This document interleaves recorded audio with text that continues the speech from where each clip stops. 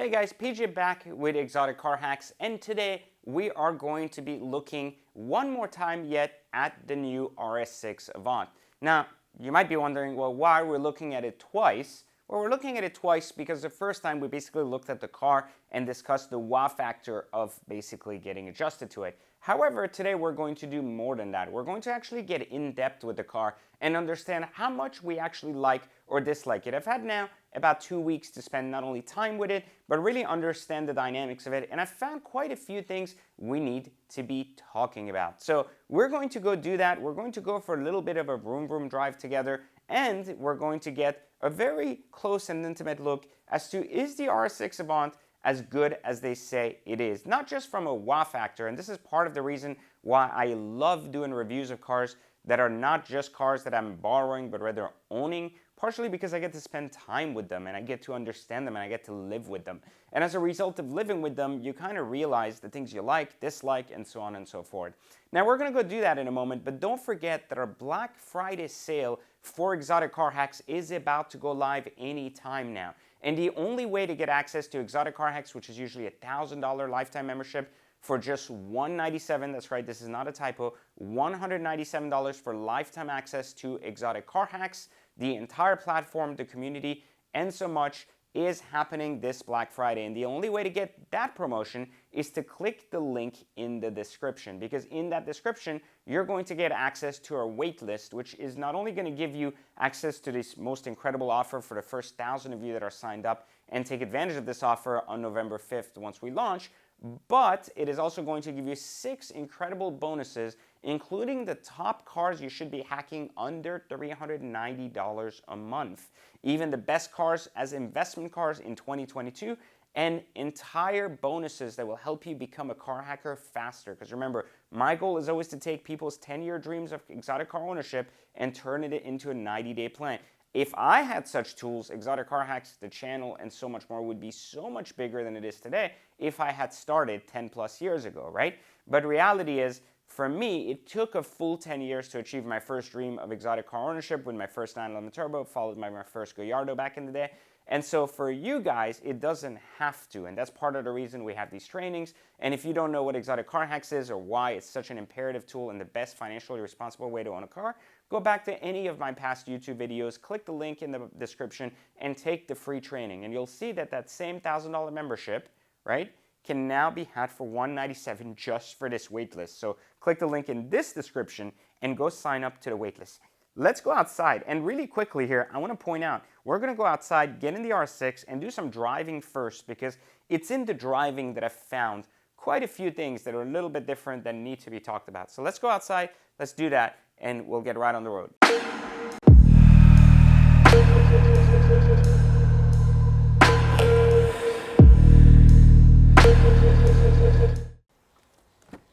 Alright guys, so let's get on the road with the R6 Avant and let's see what we got. So we talked about this car last time, about how it's basically a baby Urus, and we're going to start it up so we can get some AC going in here, turn the music down. You don't have to listen to I'm a Barbie doll, the type of shit I listen to, you know? But anyways, so, you know, we talked about the interface. It's very Urus-ish, we know this. There's nothing really new about this, you know, cool interface altogether.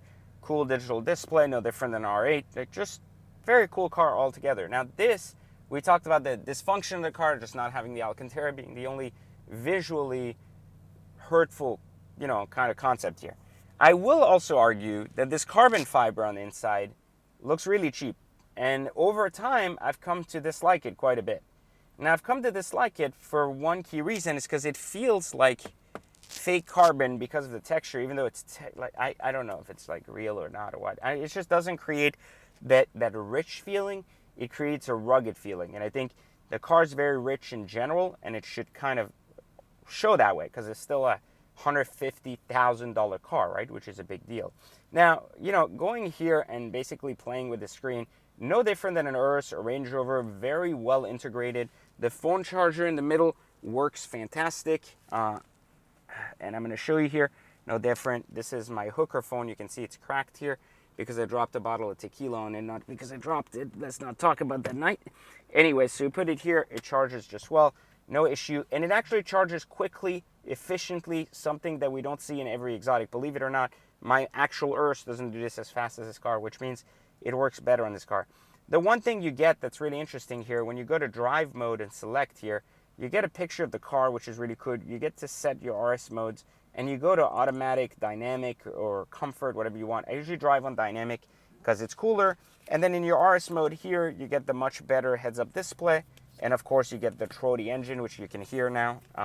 And you get this new interface here, which just like the Urus, kind of like in race mode and Corsa mode, gives you a much more race-like feature. All the buttons feel really good and excellent, and I argued that this shifter is annoying as fuck, and I will still stick to that. It's very fucking annoying.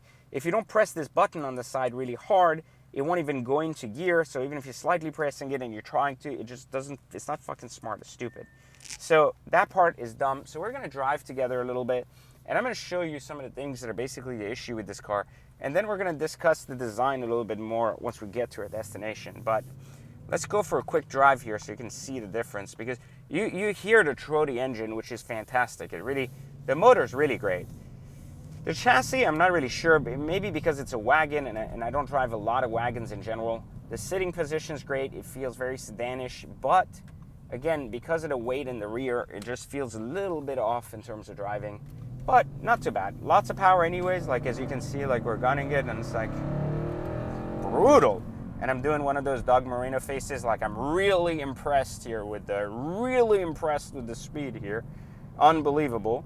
You can see it in my face if you couldn't because of my sunglasses. Yeah, okay, like anyone gives a shit. But anyways, so no one gives a shit about, you know, how fast something is. Like, I mean, seriously, like we know it's fast. I get it, 0 to 16, fucking 2 point. Like is there a fucking human out there who can tell the difference between 0 to 60 in 2.3 or 2.5 seconds?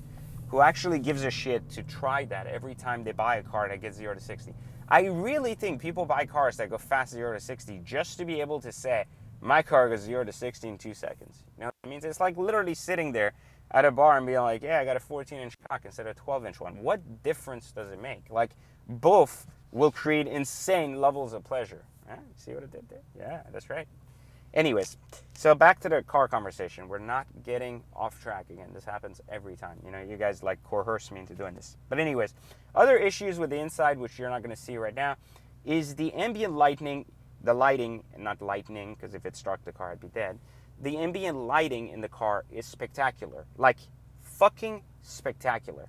Like, you can see it. Like, it's this little strip here, and it just follows everywhere. It is just brilliant. Like, it's so integrated so beautifully, and at night the colors, the depth, the feeling, simply spectacular. So it just works, and it just works brilliantly, except for it looks really disconnected from this one piece of it, which is right here on the top part.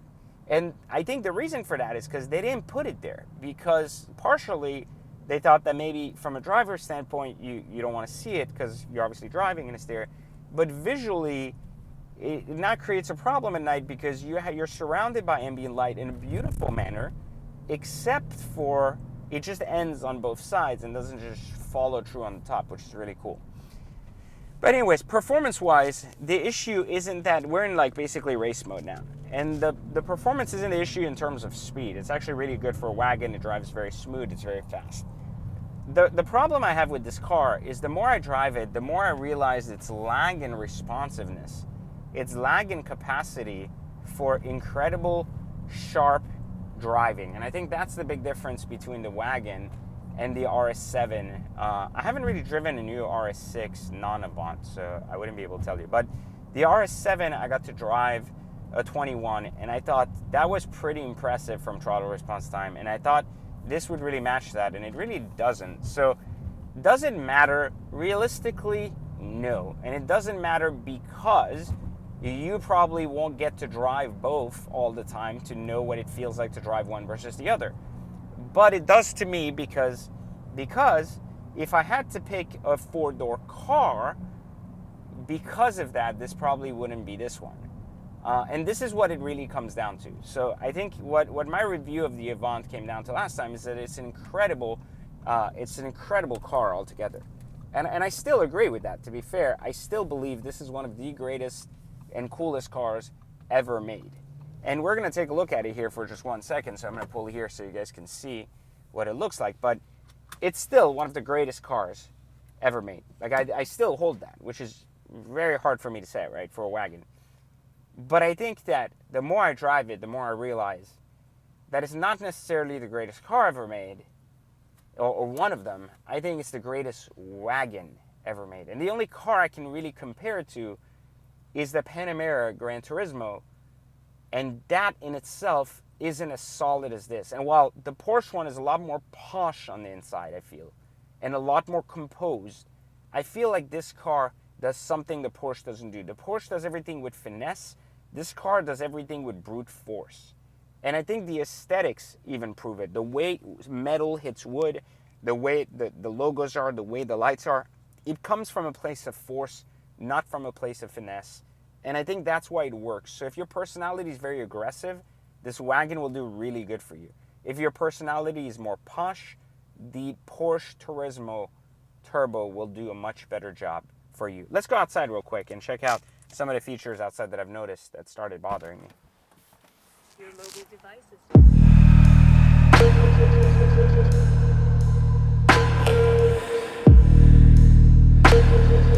So there you have it. This is the RS6 Avant. And as you can see, the design matches its brute force. It's got a lot of edges, it's exciting, it's low, it's to the ground, it's matte black, it works. The problem is, it only works because it's been modded. And one of the things that I started asking myself, is it fair to review the car as a modded monster like this in its perfect state, or should the car be reviewed for what it is? And my argument is that while it's incredibly attractive here between the matte black, the wheels, the deep dish wheels, the suspension, the body kit, and the exhaust, it sounds fantastic, it looks fantastic. But does the original OEM non-modded car look as incredible? And the short of it is, no, it doesn't. I think this car only works in two colors, Nardo or black, or matte black, whichever way you want to look at it. But I think outside of these two colors, it just doesn't work. So I guess what I'm trying to say is that maybe it does work for select few, and more importantly, it works as a wagon for those whose personalities it meets, and it works quite well. It doesn't work that great for the overall public. And I think this is something that I personally enjoy because it's one of like 17 cars in my collection, and it's the only wagon that I would add. But to say that perhaps it is one of the more incredible cars would be an overstatement, but rather perhaps one of the two of the greatest wagons ever made. So guys, there you have it. This is my thought now after having been with this car and used it daily for the last 2 weeks. Please remember to like, subscribe, and turn on notifications. And of course, click the link and join the wait list. Exotic Car Hacks is just $197 on Black Friday. Black Friday is coming up in just a week or so, so click the link now. Join waitlist. The first 1,000 people will get memberships for $197 and 6 incredible bonuses never before seen. So click the link. I will see you next time. And yeah, we might have to talk about the testing of the back seats here in just a moment, all right? See you guys later. Take care.